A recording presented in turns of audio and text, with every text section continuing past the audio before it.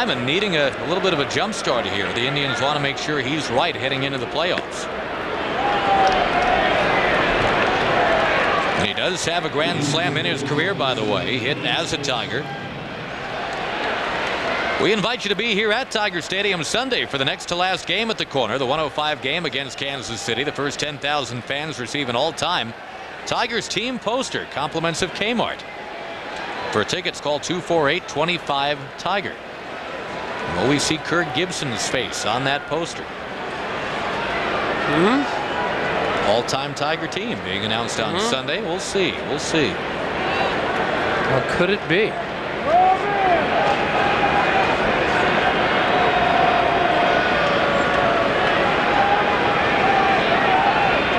Fryman against Moeller. Ball one with the bases loaded. Looking for the DP.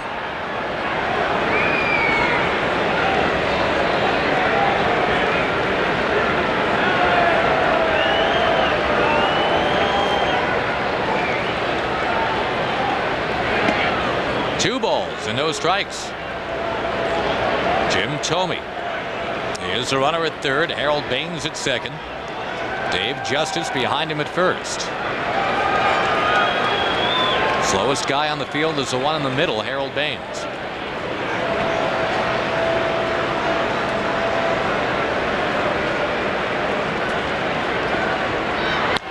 Swinging on 2-0, Tony Clark racing. Still moving for it. He will not get it. Thome was ready to tag over there at third base, by the way.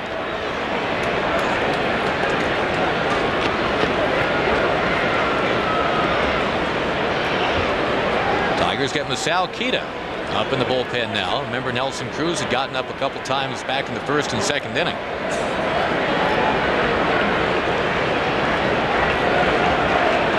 Do you think Masao Kita is going to go with his buddy Shigetoshi Hasagawa this winter?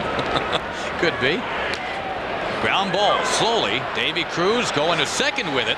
That's the only out they get. Justice going in there and cleaning out Damian Easley. The runs.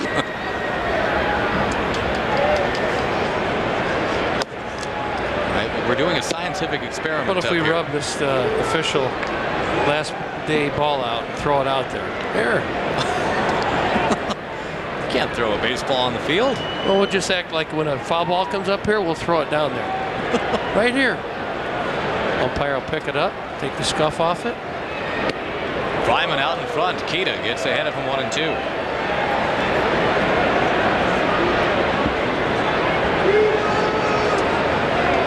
Now the Monday game, remember, 4:05. And current Tigers, by the way, are going to be greeting fans at the gates when they open up at 1:30. Shaking hands, not signing autographs, by the way. Don't want the lines to get too backed up. But every fan in attendance on Monday, Gibby, will get a plastic commemorative ticket holder with a little neck chain on it so you can protect your final game ticket stub. What time are you going to come down? That's a nice souvenir. I'd say probably about 12:30. Well, we were trying to decide. I think everybody's going to leave for lunch about 11, and they'll be in the area. I will be roaming with my cam. Oh, will you now? With my camera. I'll make sure I stay out of range then. I did it on opening day. That was I don't know if you remember this. We didn't show this, but this guy got mouthy with me, and I picked him up and body slammed him. We big time wrestled. We never showed it. So anybody listening that wants to do some big time wrestling in the gravel, that's a possibility. Fryman puts one on the ground at third. Dean Palmer, right where Travis used to play here at Tiger Stadium, fields it and throws him out. He must sign a release waiver first. So if you want to wrestle with the caged animal, first you have to sign off on it. Actually, maybe I should bring you. We can tag team. Oh, that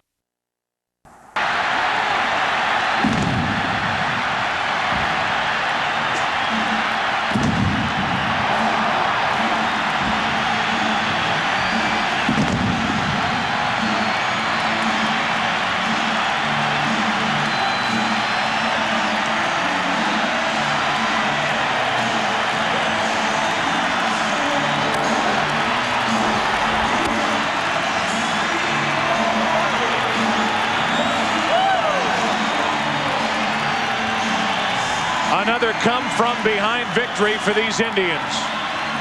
The Red Sox not only lose the game, but Pedro Martinez in the process. Starting with game number 6 of the 1986 World Series, which has since been known as the Buckner game, the Red Sox are 1-17 in the postseason. The one win, game 1 of the division series last year against the Indians with Pedro Martinez on the mound. Here's the game-winning hit for Travis Fryman. A 1-ball, 2-strike, high inside fastball, rifled the left field to win it. What a time for Travis Fryman to knock home his first run in the postseason. He didn't knock home a run in 10 games in the postseason last year. He got a high delivery, and he ends it a 3-2 victory for the Cleveland Indians. And that string of losing the opener in their last 8 consecutive postseason series is broken. General Manager John Hart watching. They stayed with Travis Fryman. Mike Hargrove telling us before the game, 80% of Travis Fryman is better than anyone else we have. And tonight, Travis Fryman and the Cleveland Indians better the Boston Red Sox 3-2 in game 1. Our producer, Michael Weissman, director, Bill Webb, associate director, Aaron Stoikov. Our broadcast associate, Derek Manning. As always, the editorial consultant here in the booth, Steve Horn. We came in talking about Pedro Martinez and Bartolo Colon. Garciaparra, a big night tonight for the Red Sox. It wasn't enough. In the end, it was Colon better than Martinez, who had to leave after 4 with a strain in his back. And with one swing, Tommy tied it back in the 6th inning. We saw a little bit of everything tonight, and it was Travis Fryman who won it. For Tim McCarver, I'm Joe Buck. Now we send you back to Keith Olbermann and Steve Lyons back in Los Angeles after this 3-2 Indian victory in game 1. Good night. Thank you, Joe Buck. Well, so far in the playoffs, Greg with the 9th game-winning hit. Back to Cleveland now. All right, thanks, guys. We're with Travis Fryman. And Travis, how great was it for you to get this hit tonight? Oh, it was huge. You know, after the game Bartolo threw, you know, you hate not to get him some runs. We get a break with Pedro being hurt. And Derek Lowe pitches great, and we get ourselves in a position to win the game right there. I'm having a dismal at bat, and then you know, was able to get on top of the ball and get it for a hit. So I'm just thankful for that opportunity. You were injured a lot this year. You came back. We didn't know if you'd be on the postseason roster, and you delivered tonight. Like I said, I got to thank the good Lord. I mean, it was a difficult time going through the injury. You know, Jim Mahalik, our physical therapist, Fernando Montes, our strength coach, we put a lot of time in, and they were able to get me back on the field and give me some at-bats, and I feel pretty good coming into the postseason. What did you think when Pedro got hurt tonight? Oh, anytime you face Pedro, he's tough. I mean, in my opinion, he's the best pitcher I've faced in my career. You know, you look up there in the 6th inning, and you don't see him coming out there, and it gives you a little pick-me-up. And, you know, Jim told me, got the big hit and got us back in the game, got us going. All right, Travis, congratulations. All right, thanks. We're going back to Keith and Steve in the studio. Guys. Tony Rizzo in Cleveland. Up the wall. Get another look at it on the replay. That ball's gone. That ball's behind the yellow line. Yeah, the way I judged it was the way it came back. It came back in a fluffy fashion. It didn't carry him back hard. Otherwise, it's in the left center field. Well, the closest umpire to it is Tim Welke. He went out, got a look at it. And now he may be overruled by his fellow umpire. It not only hit the top of the wall, but it hit the gate, or that rim that goes above the yellow line. That ball's a home run the way I see it. Get no argument out of me. It came back and it hit the railing, and it's gone. They got the call right. Jimmy Williams is going to argue, but this is the correct call. A home run for Fryman. And it's now a 5-2 Cleveland lead. Jimmy Williams will argue, and his argument will be this. Tim Welke was the closest one to it. And now the umpires on the infield and the guy down the right field line are going to overrule him. But the umpires got the call right.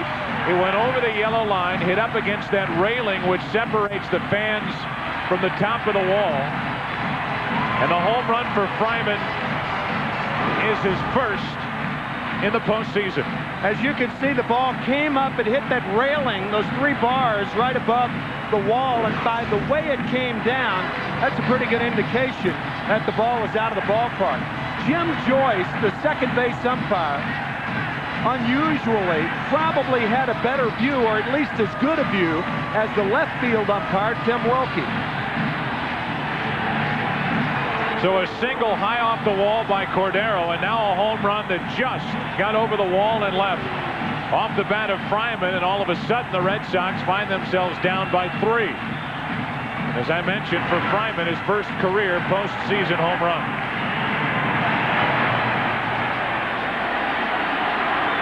And now Jimmy Williams out to the mound. He's going to make a pitch. Home run.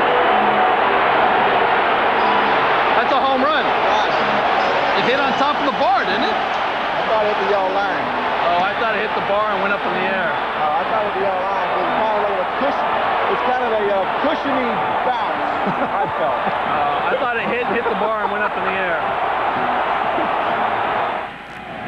It was a home run. Brian Graham was exactly right. It hit that bar behind the yellow line. Fryman goes deep, and it's 5-2 Indians. Yeah, Joe, I think they were both right. I think Mike was right. It hit the yellow line and then the bar. That cushiony coming back to the field. The 0-2. Let's go down to Bob Brentley. Bob.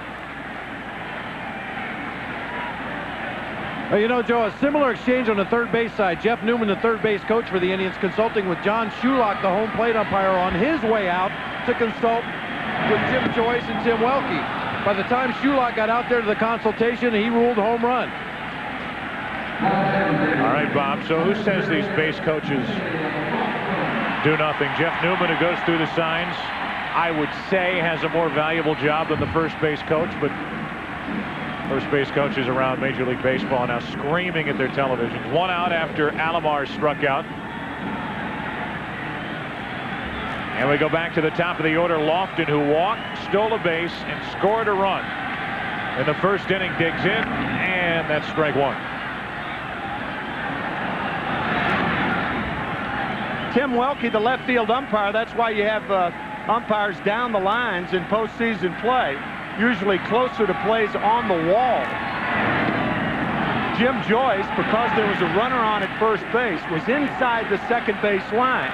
Now right here you can see Jim Joyce would have an easier time identifying a home run in that area, but still had a pretty good shot on a ball hit in the air. Fryman, still good hands, not a lot of range, but as Alomar feels it and uses the bag for protection from the sliding offerman, Valentin is diving into first base. Great play by Fryman. But Valentin risking further injury.